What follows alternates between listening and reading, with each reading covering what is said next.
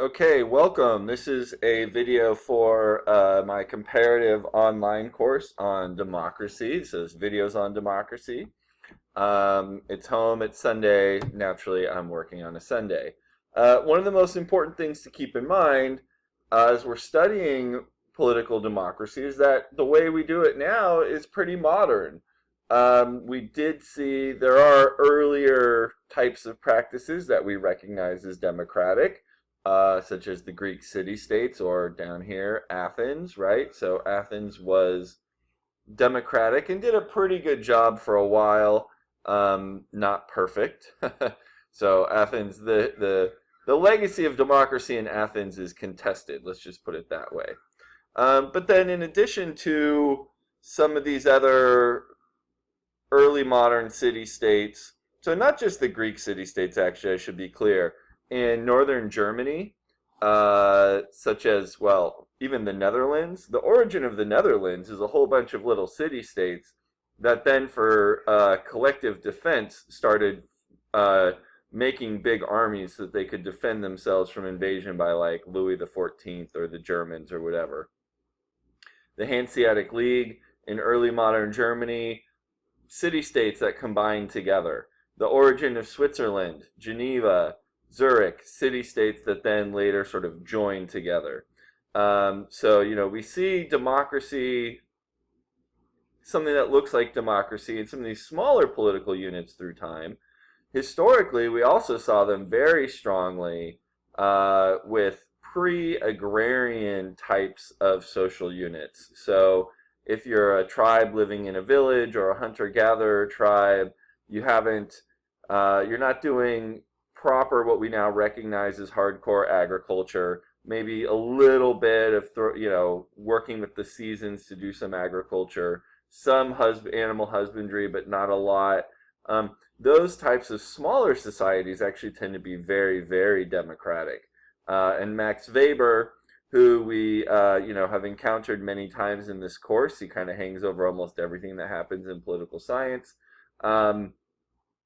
He actually studied a bit the Germanic tribes that invaded the Western Roman Empire in the so-called Dark Ages around 4, 5, 6, 7, 800 AD. Well, the invasions were the early part of that, and then that few hundred years is where feudalism developed from the Germanic tribes coming down and conquering and pre-existing sort of social practices, and you kind of had this like coming together of these two traditions in feudalism. So that's kind of interesting.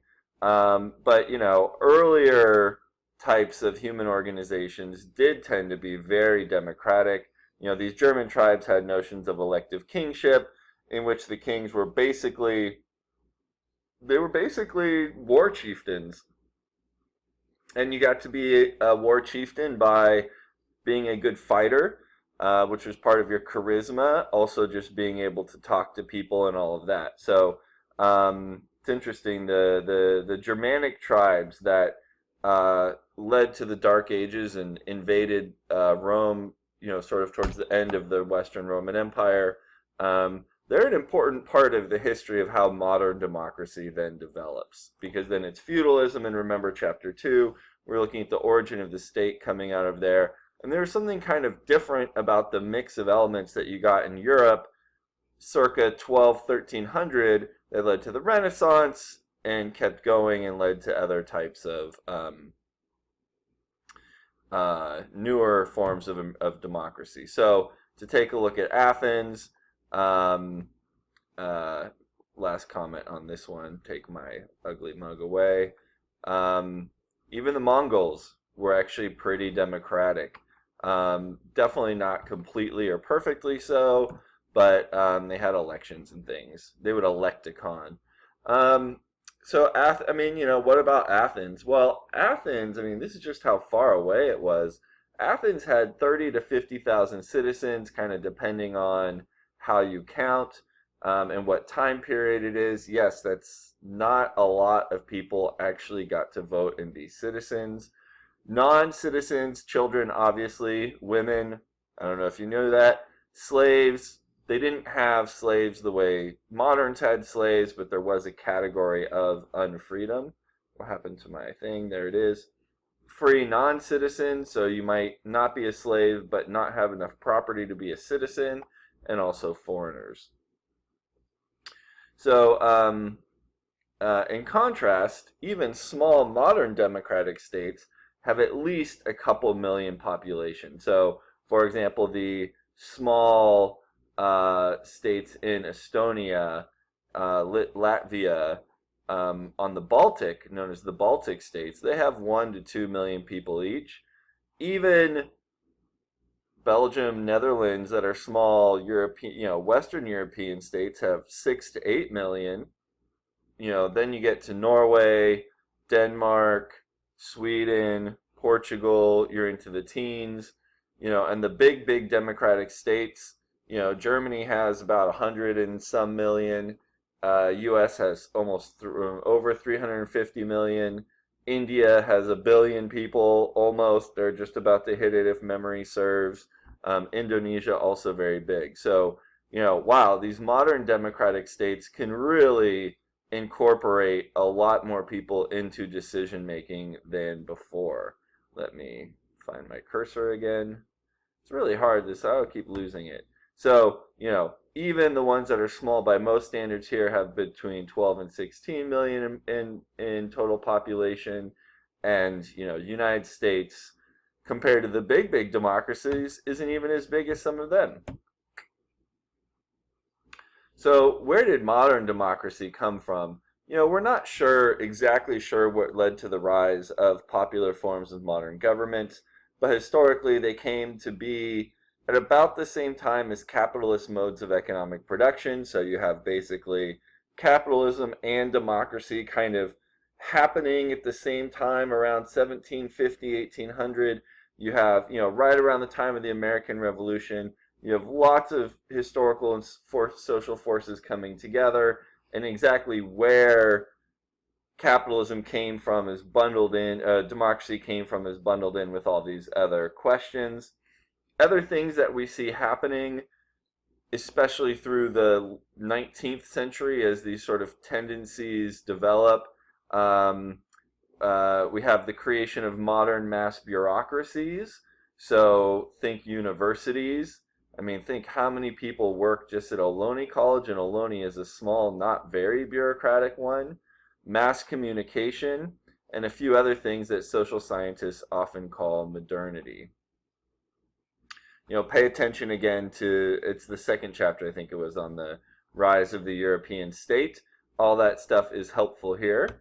And one thing to keep in mind here is political scientists today tend to talk about democratic transition, the moment of starting a democracy, and democratic consolidation, when your democracy is strong and likely to continue throughout time. So Arab Spring, we had a lot of democratic transitions, but on the consolidation level, they haven't been doing as well.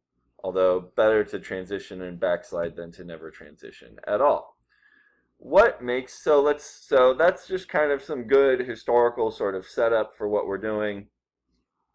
What makes a democracy? Political scientists, when it comes to thinking about really what makes a democracy, we all go back to this guy Robert Dahl, who's a really important political scientist from the mid-20th century. And he articulated, let me get my coffee, which is definitely a part of democracy. Coffee is a part of democracy. There's no doubt about that. Okay, what did Dahl do? Dahl highlighted these 8 criteria. It's an institutional minimalist definition of democracy, but it really helps us when we're trying to be scientific. So his 8 criteria are freedom of association and expression, suffrage, universal, eligibility for public office, political competition, meaning more than one political party, freedom of the press, free and fair elections, and then finally, other institutions for ensuring that governmental policy depend on votes and voter preferences. This is what a democracy is. It's what we would today call representative. Most of the ancient old city-states, even including the ones in Italy and the Renaissance, were direct democracies where people got together and passed laws directly. Now, Alfred Steppen, who we read, he adds a robust civil society variable and a stronger constitutional variable to Dahl's minimal institutional definition. So if we add Steppen, we get 10 criteria for what a democracy is. Um, I think Steppen's civil society variable is really helpful. You know, I would actually minimize a few of these. So, for example, suffrage and political competition. Well, these two things are pretty strongly linked. You know, we might just want to call it open political competition, where everyone gets to cast a vote and everyone who wants to gets to try and start a political party. You don't have to be special to start a political party. Just fill out the paperwork and start a party. Look what happens with California secession movements right now. You don't need to be approved by the state to start something. You just start it. Okay, couple things to keep in mind about this definition. It is a formal definition, as we would say. It's about certain formal criteria. You meet the criteria, then political scientists say you're a democracy. Not everyone perfectly meets the democracy, so most political scientists end up with strong, weak, almost democracies, these kind of like hybrid categories. We'll look at that a little bit later.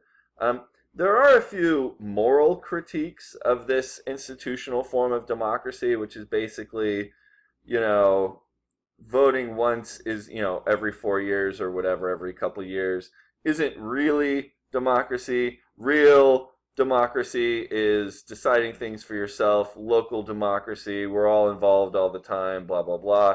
I mean, as Oscar Wilde, no, George Bernard Shaw, one of those English guys, he said, the problem with socialism is all the meetings. People don't necessarily want to spend their whole lives making decisions about politics, right? So, you know, that moral critique is out there, and it's actually important if you take a political theory class. That's the type of thing we might want to look at. But, you know, as far as, you know, actually the political science realm, you know, I don't know if it's that big of a deal. Um, and the helpful part here, make my face disappear, we can compare this minimal definition with actually existing democracies and classify them in various ways. So that's how we're going to come up with a classificatory scheme looking at, well, how good is this democracy? How good is that democracy? O'Neill's classification covers 3 categories, and then also some subcategories, or actually the way I'm going to portray O'Neill to you. You know, O'Neill suggests actually that the main distinction here is democratic and non-democratic, but illiberal or hybrid regimes down here probably deserve to be given their own sort of space in the middle of the spectrum. I'll talk about that in a second. So these are our main categories, democratic, non-democratic, and then when it comes to democratic regimes, look at my first lecture, the one with the TV. It's probably not as easy to follow as this one because I wasn't as technically sophisticated yet. But there I cover the subcategories: presidential versus parliamentary, unicameral versus bicameral, federal versus unitary, single-member plurality versus proportional representation. I think I talk about some courts and stuff, okay? So democracy, non-democracy, that's our main thing. But then within democracy, we have a lot of sub-variations based largely on the rules that you pick to structure your democracy. For non-democracies, O'Neill talks about personal rule, the one-party state, bureaucratic authoritarianism and military rule, theocracy, and illiberal or hybrid regimes. Let me make a couple comments about this. It'll be easier this way, so let's just go to the next one. Really, regimes exist on a spectrum from democratic to authoritarian.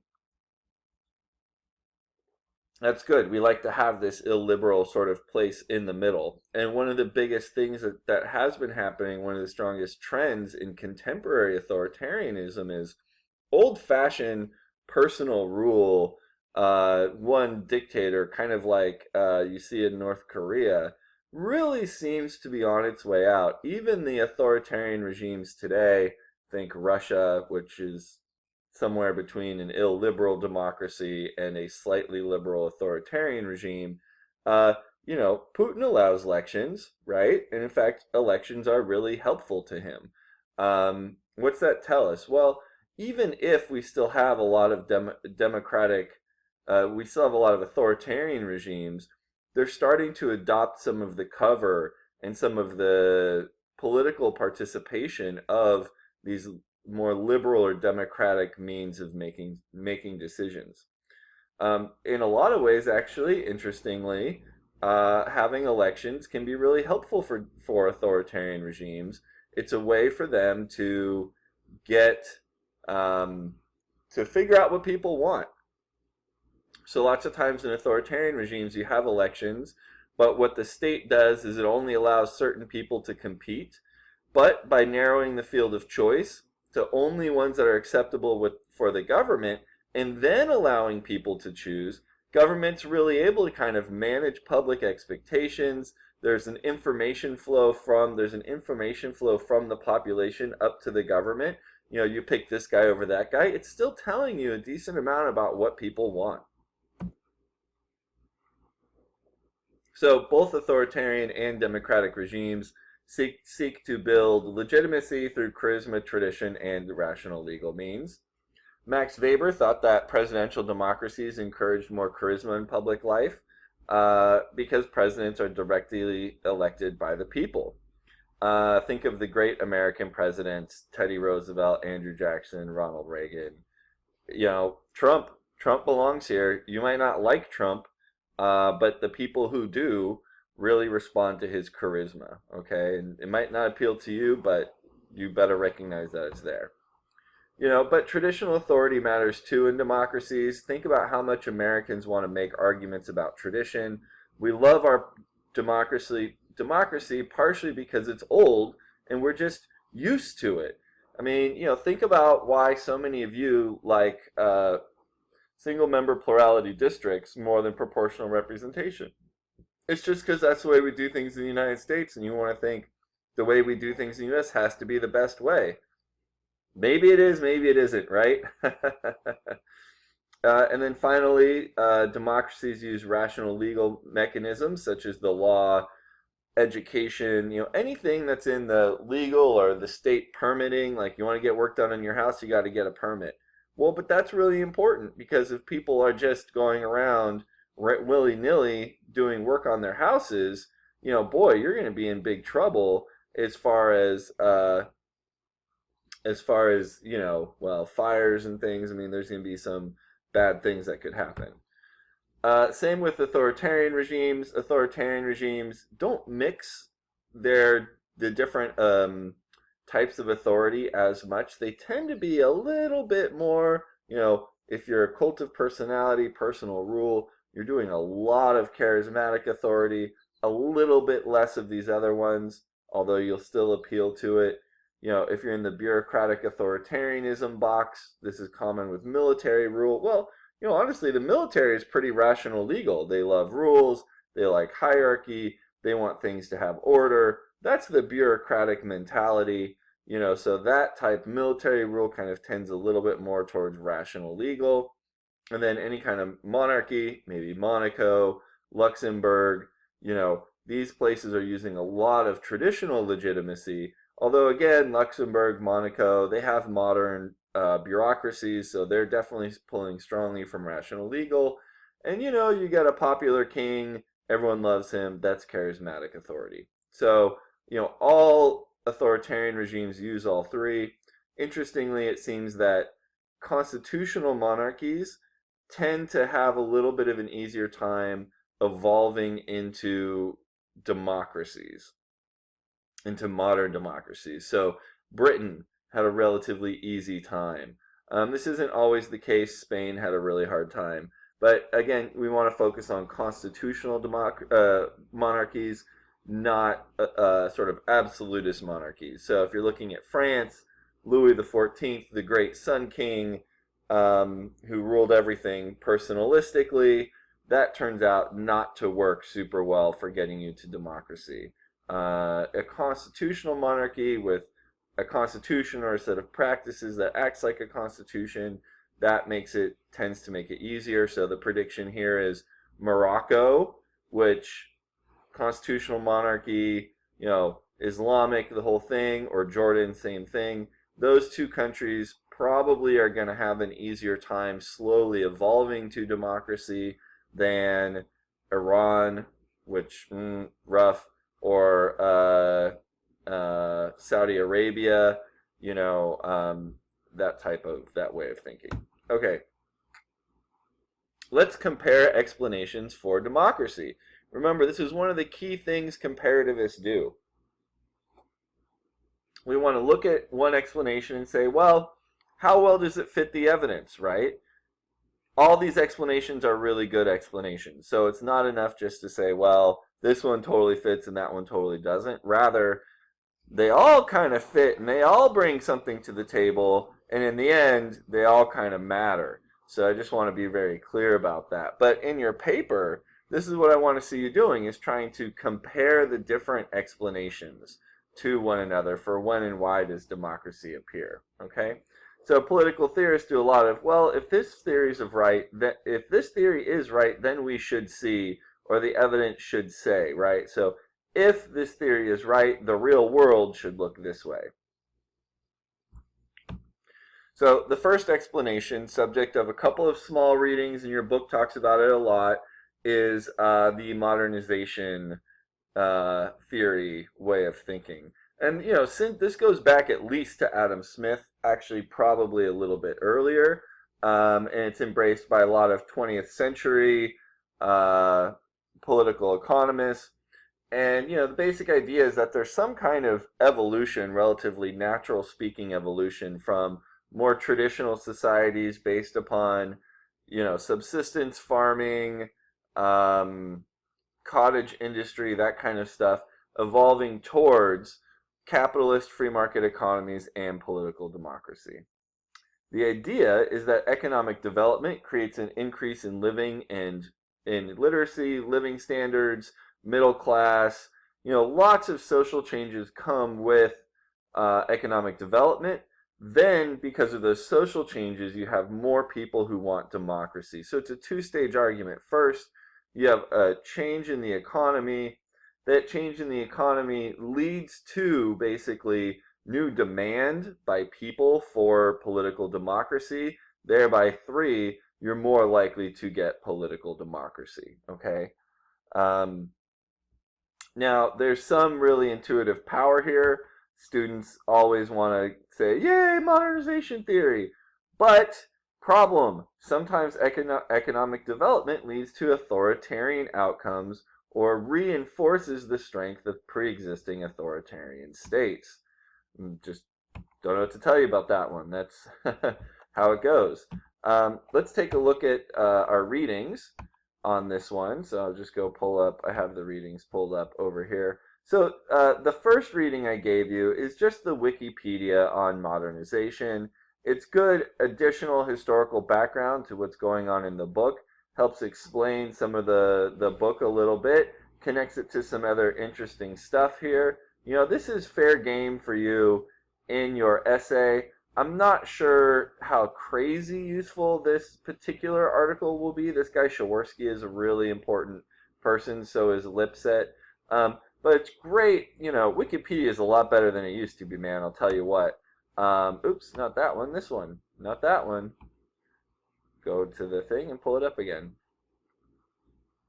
Not all Wikipedia is good. Let's just be really clear about that.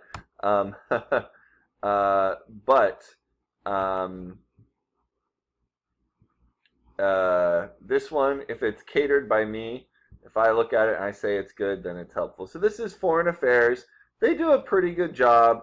Not everything you read you can believe. But this is a really nice kind of miniature literature review covering the major debates on modernization theory from its origin all the way through to how it's being used today. Let's take a look at, let's see. So first, Lipset. So Lipset comes up in the Wikipedia one as well. Um, the more well-to-do a nation, the greater the chances that it will sustain a democracy. That's still true. So even though, I've kind of been criticizing modernization theory a bit, you run some basic stats, and it's really easy to show that on average, if you're highly economically developed, it is more likely that you will be a democracy, but it does not guarantee it. And so looking at the other conditions that play into this do matter. And then what happens else? Not all democracies are super highly developed. So economic development definitely helps you get to democracy.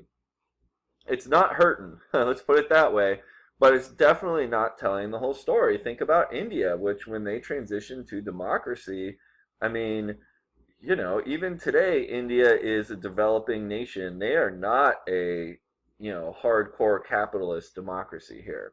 Okay. Um, uh, Samuel Huntington was one of the first. Also, these are all like really huge players in political science. So Lipset, huge. Huntington, huge. Other guy, Shaworsky, huge. Weber is the hugest of all hugest. So, keep that in mind. These are not, it's not just me. These are guys who are smarter than I am, that's for sure. What does Huntington show? Huntington shows that especially in early stages of transition, especially in early stages of capitalist development, traditional societies can be very chaotic because you're introducing change into an old system.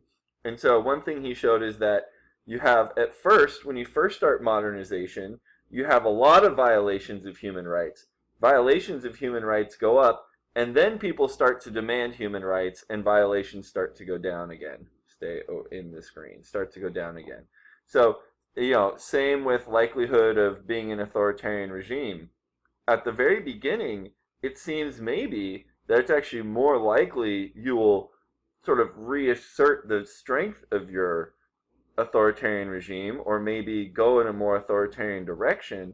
But then as economic development takes you further, you get a bigger middle class, start to demand more, the chances of democracy come back up again. Let's see. Now, another important criticism of modernization theory actually comes out of the international relations way of thinking about democracy, which I should add to my lecture on this later on, but just looking at it here, I'd kind of slightly forgotten about it when I was putting together the lecture. But basically, international relations, well, you see this in the authoritarian chapter. If your international relations are keeping you economically dependent and not allowing you to actually grow and develop economically, rather they're exploitative, we might say, like based on bad trade, bad deals, and it's like the system holding your country back. But this does happen sometimes, actually. It's not, I'm not crazy about systemic explanations all the time, but this absolutely does happen. And this was one of the big criticisms of modernization theory through the 70s, which was basically, you say we're supposed to develop, we made free markets, and now all that happened was international businesses came in and bought everything, and the people themselves are, starving, no better off than they used to be. Thank you, capitalism. We sold off our mining wealth or our natural resources to the highest bidder, thinking this is going to lead to economic development, and instead, all we have are poor people and multinational corporations basically owning everything. This is actually a big criticism. This is what we call dependency theory, and this is actually an important way of thinking. The solution offered by dependency theorists was not that persuasive, so keep that in mind. It doesn't seem that then just rejecting free market capitalism really works either. So it's not really, so one thing that this particular criticism is bringing out is how you do your development really matters. We like to say, well, develop. Well, developing is hard. It's harder than it seems, If you just throw open your markets, allow international corporations to parachute in. If you don't hold them accountable, if you don't tax them and then use some of that money for your population, that's not necessarily the right way to develop. Development is economic, but if you're not spending money educating your population, your populace, what good is all this development for anyways? And of course, turns out that with education comes, education's a main driver in economic development. You got to learn to read before you can really run a effective business. Okay, then Jaworski gets involved a little bit later, and this is the fall of the Soviet Union, and Jaworski makes this distinction between democratic transition or democratization and consolidation that I appealed to earlier. Very important distinction. A lot of, we saw this with the Arab Spring, like I said, a lot of democracies will transition and then backslide a little bit. It's not the end of the world. Interestingly, what's the whole point of all this? Well, we come back to Lipset actually, funny enough, and we have these now worldwide high level, very deep statistical analysis showing how, well, actually, when you do develop and when make it to the other side, the original insight of modernization theory that people demand human rights, you have more pluralism in society, these types of things, does actually come out to hold a pretty good amount of evidence, right? So we have to be careful on our way through, but it actually, it's pretty persuasive way of thinking. Okay, back to here. So that's modernization theory. It's strong, but it doesn't explain everything. Okay, well, so what about, say, like India or Switzerland or some of these countries that are not really strong, or Lebanon even, not strongly economically developed, but still have political democracies? Well, so the economic story is really only taking us so far. We need a different explanation for thinking about some of these other countries. Also, like I said, well, sometimes modernization theory reinforces your authoritarian regime, giving it more strength, So we need another explanation. One of the main other explanations is an elite bargaining approach. And there's a couple different methodological ways of getting to this elite bargaining approach. Alfred Stepan, and so we read him, the Twin Tolerations. He's working in that elite bargaining approach. Whoops. There we go. Back to here. Stepan is working in that. Where'd my cursor go? It's hard to see. Stepan is working in that elite bargaining approach. So is Leipart. So when you read that article about rules mattering, that's part of the elite bargaining approach as well, because depending on what your society looks like, so if you have a highly ethnically divided society, one set of rules might be better than another. Or if you don't have a really highly divided ethnic society, say the United States, we have a lot of diversity, but honestly the ethnic conflicts in the United States aren't, we have, our history of race isn't great, don't get me wrong, but they're not quite at the level of really extreme diversity the way you find in actually a number of other states. But the basic insight here, where's my cursor? Can never see. There it is that if elites choose to strike a grand bargain to share power, democracy becomes much more likely. When they prefer to fight in order to get bigger gains, democracy becomes much less likely. Examples. I should put more examples. Switzerland, India, Lebanon.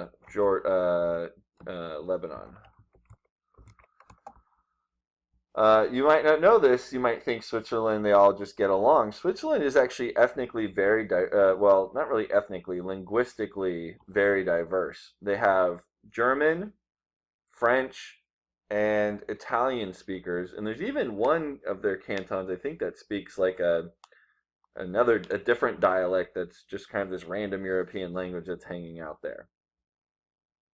But what's the origin of Switzerland? Well, there were all these independent little places doing their own things. They were kind of next to each other, and they started getting worried that Germany and Italy and France, which did happen, are going to start picking them off one by one. And so Zurich and Basel and Geneva and the other major players get together and basically hold a conference and say, look, if we all join together, we'll be able to protect each other much better.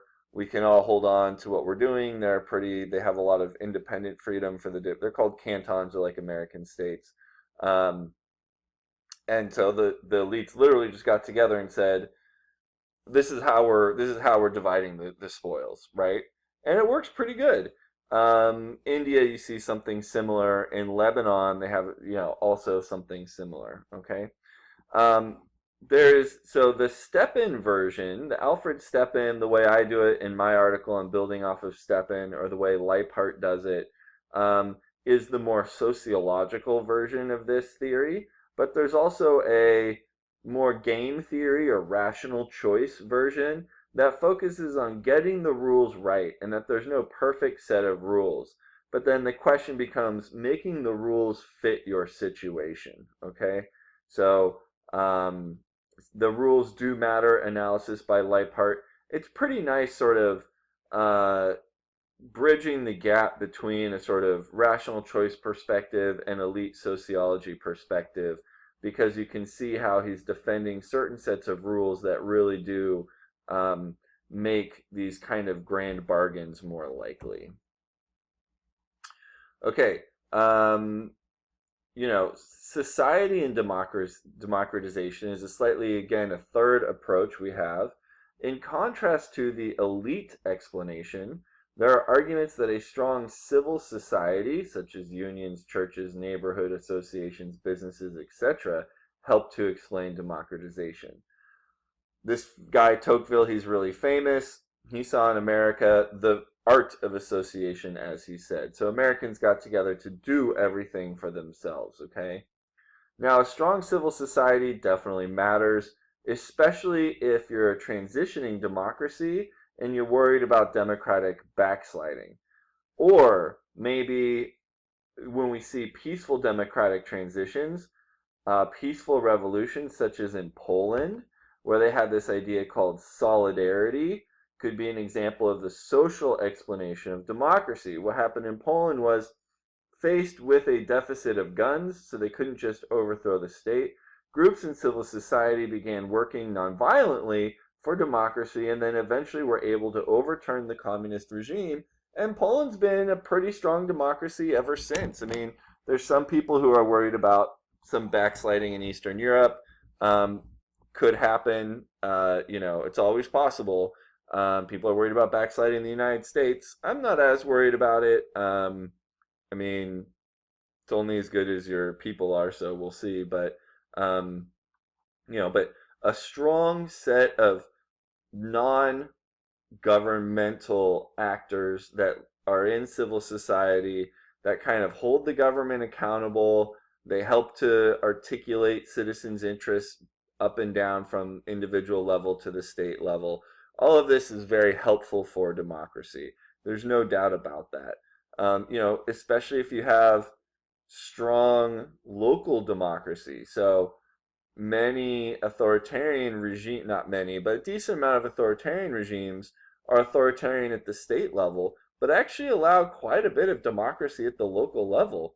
And that's just really important. People are getting used to democracy.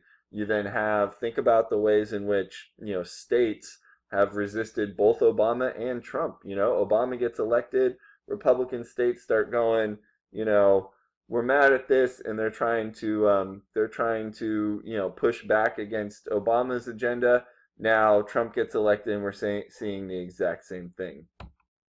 So society and democratization really does matter. Okay, but then what's happening in the rest of the world matters too. And this is really interesting because who knows if we're going to see, in your book, it shows you continuing increase of political democracy through time. It's two steps forward, one step back, so it's not a straight linear relation where it's always going up, it goes down, it goes up, it goes down a little bit, it goes up a little bit more, it goes down a little bit, it goes up a little more, it goes down a little bit.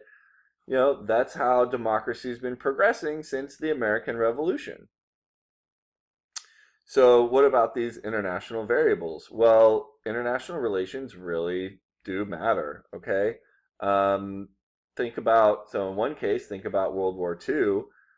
Germany, Italy, Japan, authoritarian regimes lose this big nasty war, and what happens? Well, learning the lesson of World War I, the winners of the war turned around and helped rebuild the countries that had lost. And why not do the World War One analysis and just make the losers pay for it and everything like that? Well, because it leads to really bad things for everybody down the line.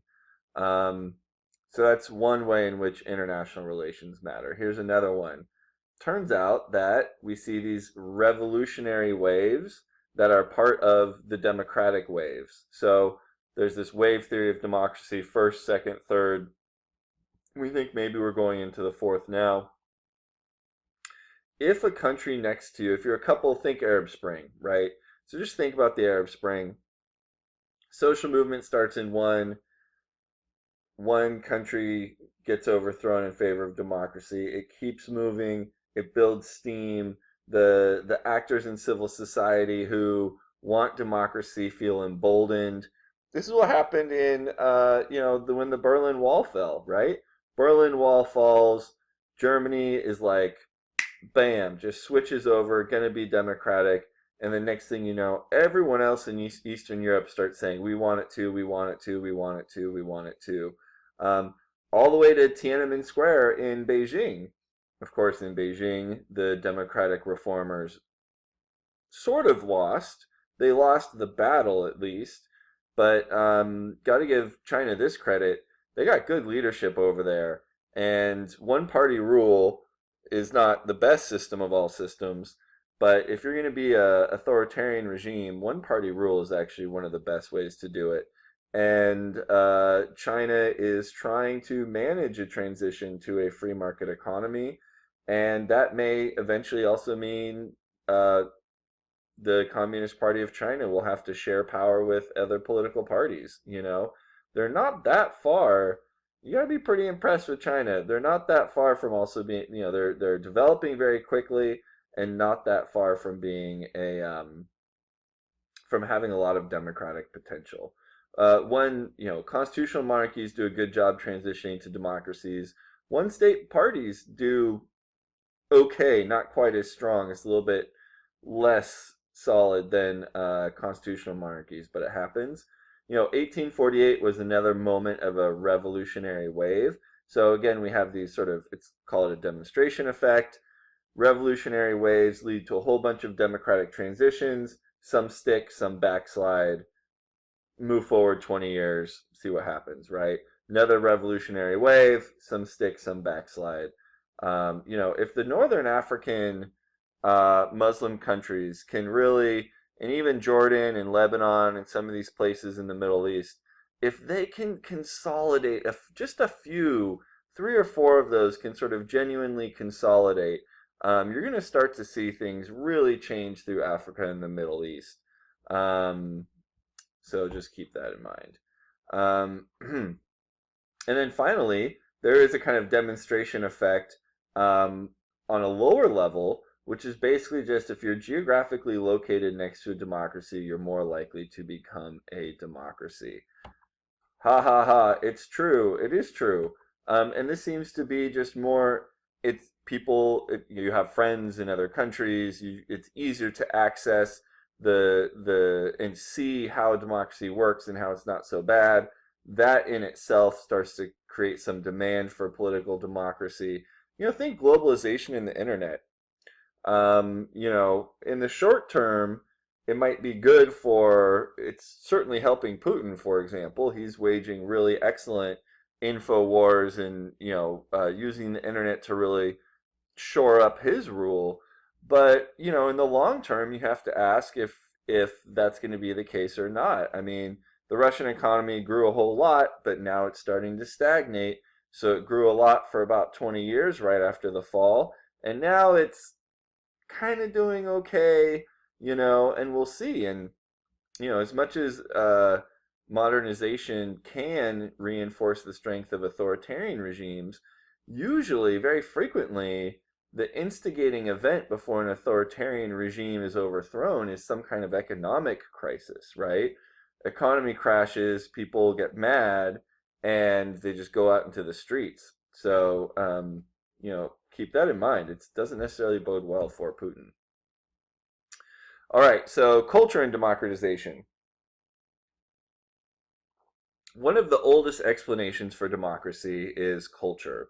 That guy we saw, Tocqueville, talking about society and democratization, he's all about it. There's this interesting problem, though. So basically, it's this easy sort of analysis. Democratic culture equals democratic institutions. People want what they want. If they're culturally democratic, they're going to want democracy and they're going to be good at it. But there's this problem. If you need to have the culture first, then where do you get that from? Especially considering you're probably currently living in an authoritarian regime. It's a huge problem for all cultural explanations of democracy. There are ways out here. It's not like, when people talk about culture, I get so disappointed because they talk about culture like it's almost like it's like this cultural determinism. Like, well, it's your culture. There's nothing you can do about that. Boo. Selby hates that kind of argument, man. You gotta be gosh darn kidding me.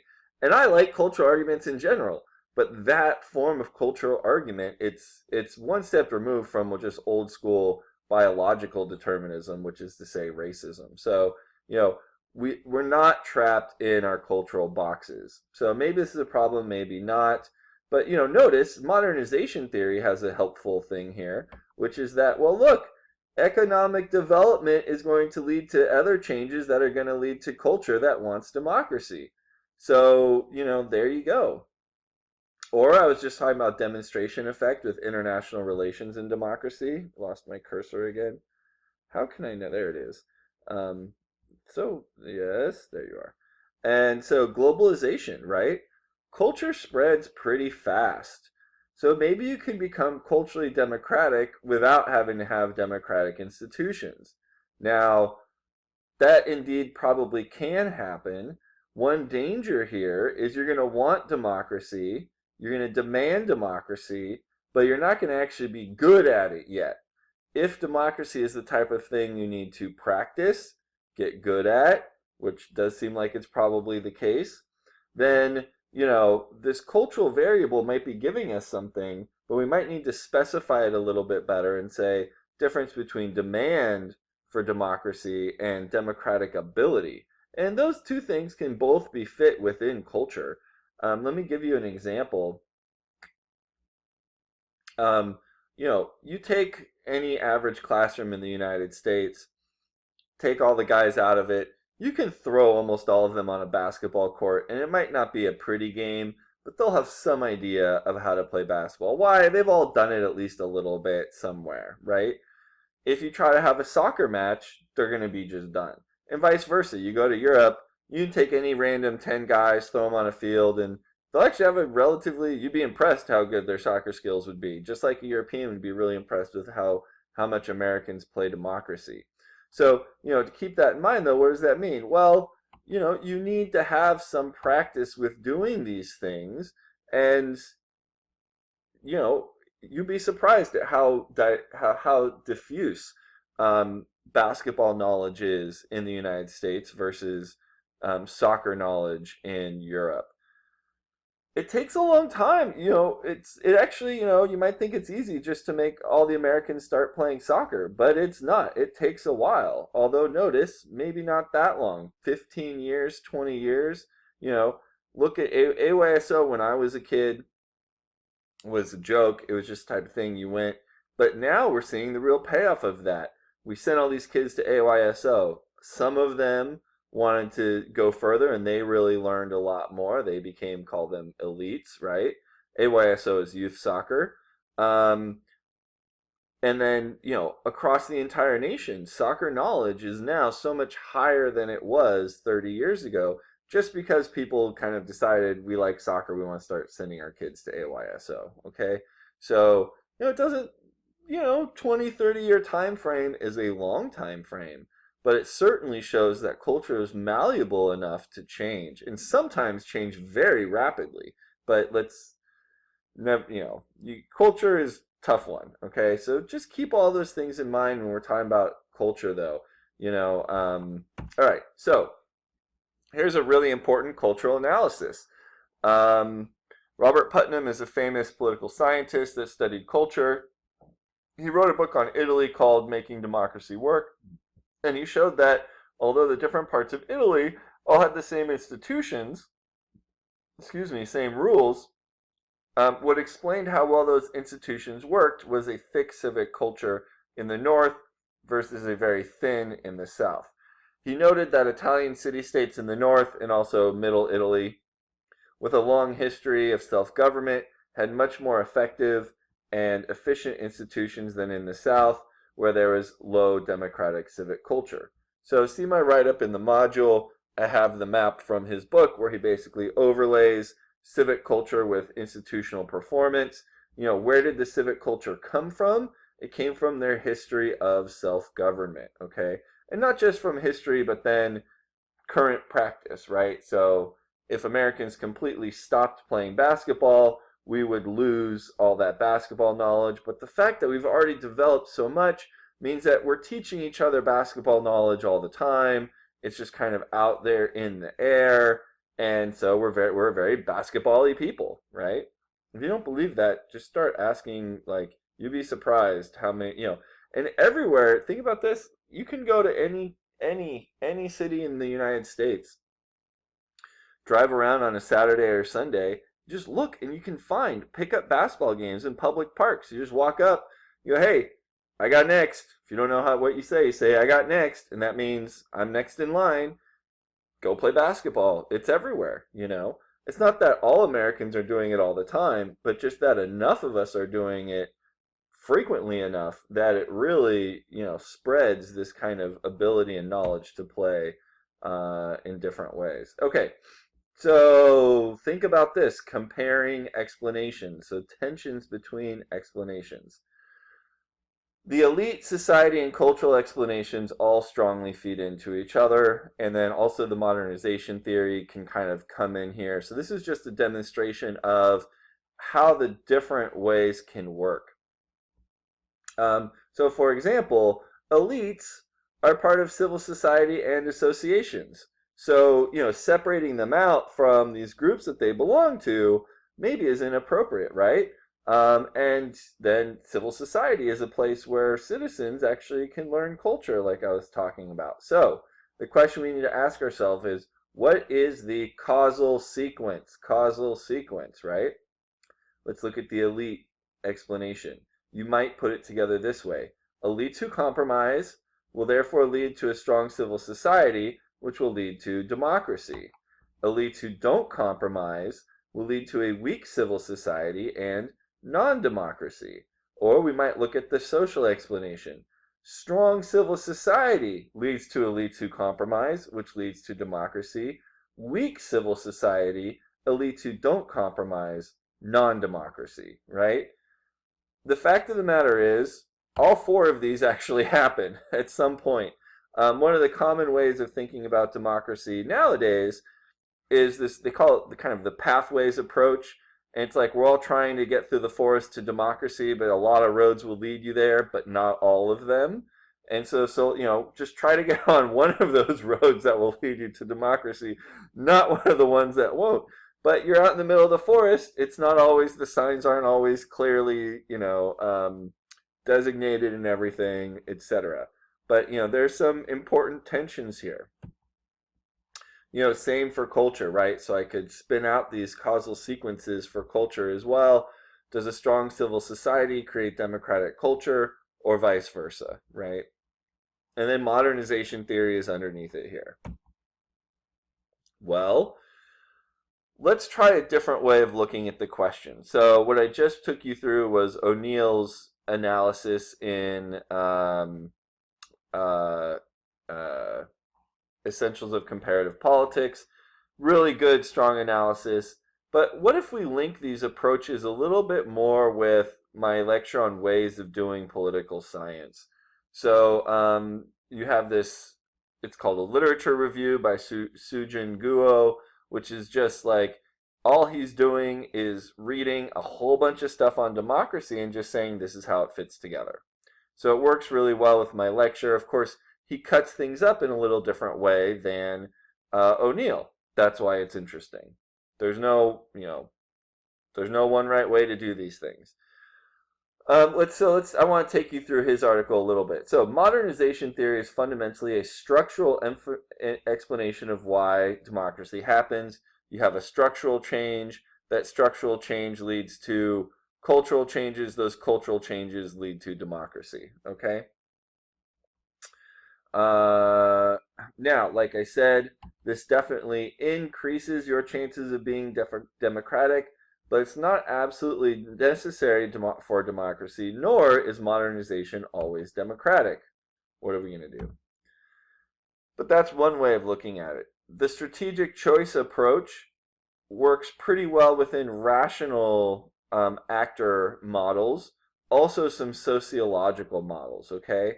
So another version of the grand bargain theory, and I kind of took us through this again, is an analysis of the balance of power between elites. If you get the balance right, elites will choose democracy to secure the gains they have. But if one group of elites has preponderance of social power, they will use it to oppress the others, and democracy becomes less likely.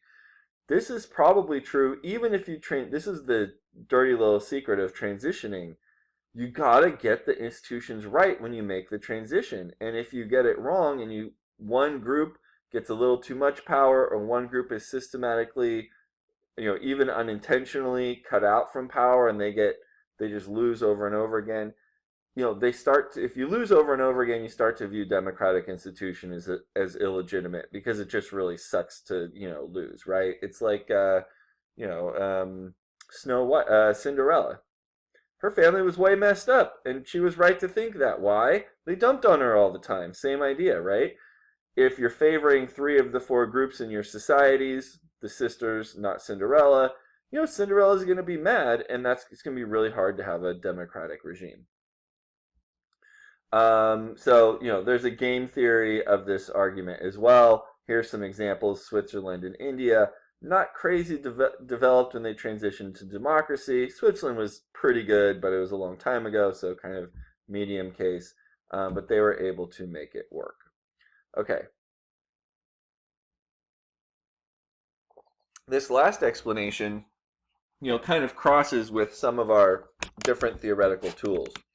But Sujin goes what he calls the institutional explanation, looks at how civil society interacts with the state, and therefore puts it in the society and democratization view. And what is going on here is Guo is doing a really nice job. Elite choice is constrained by institutions, especially in civil society if we're looking at transitions to democracy. There might be certain compromises your people, so to speak, won't let you take, and there might be others that they really, really, really want. And just threading the needle between what you're allowed and what you're not allowed to do includes both a study of rules and incentives and a study of personal choice by elites. So it's not just a question of elite choice, but of elite choice within the constraints of civil society. Rules matter, okay? Think about Lebanon here. A system of mutual vetoes amongst ethnic groups that compose the nation. Lebanon has big ethnic differences. In contrast, Britain is a very centralized system where pretty much all the power is held by the prime minister. That works well for them. Like I said, Britain was a constitutional monarchy, but their parliament was actually very effective at negotiating and bargaining amongst differences with the population. So to have a good set of balance of power in Britain, just their parliament was enough. That wouldn't be enough for Jordan. Jordan needs, Lebanon. Lebanon needs a different set of institutions to balance the power between different elites and social groups. Finally, and this is something we've been kind of pushing towards, but that's really important, and there's a lot of good contemporary research happening on this level, is really we're looking at two different transitions. And depending where you're at, they're going to happen in different sequencing. An economic transition to free markets and a political transition to democracy. Which one comes first, how well it's done, etc. All of this will affect how the other one works. Okay? So this way of thinking actually builds off of modernization theory, but but also includes lessons from a more institutional viewpoint, and including elite bargaining. I mean, these, political scientists learn from each other. So the easy way of thinking is, which one of these is right? And then it turns out they all have some strong persuasive power. And then what we need to do is really become very specific in when and why each one of these different explanations matters, okay? And for example, one thing that seems likely is if you have a really hard, straight, immediate shift to free markets, and you don't provide other types of state support for people who are the losers in the shift to free markets, they don't like democracy, and they frequently end up voting against it. Okay, it kind of creates, in that sense, if you do it that way, it creates demand for authoritarianism. Someone who's going to come in and promise, we're going to take care of you now, that kind of stuff. So just keep that in mind. And then, that's just a slide that I don't need anymore. Okay, so that is the end of this particular lecture. Nice and long for you. This one should hopefully help. This is to help you with your midterm, right? And also to help you with your case studies. So that's really what a lot of you need to be doing in your wiki pages, is think in terms of like the case study approach to developing political science knowledge. Okay, it'll be up later today. Whoopee!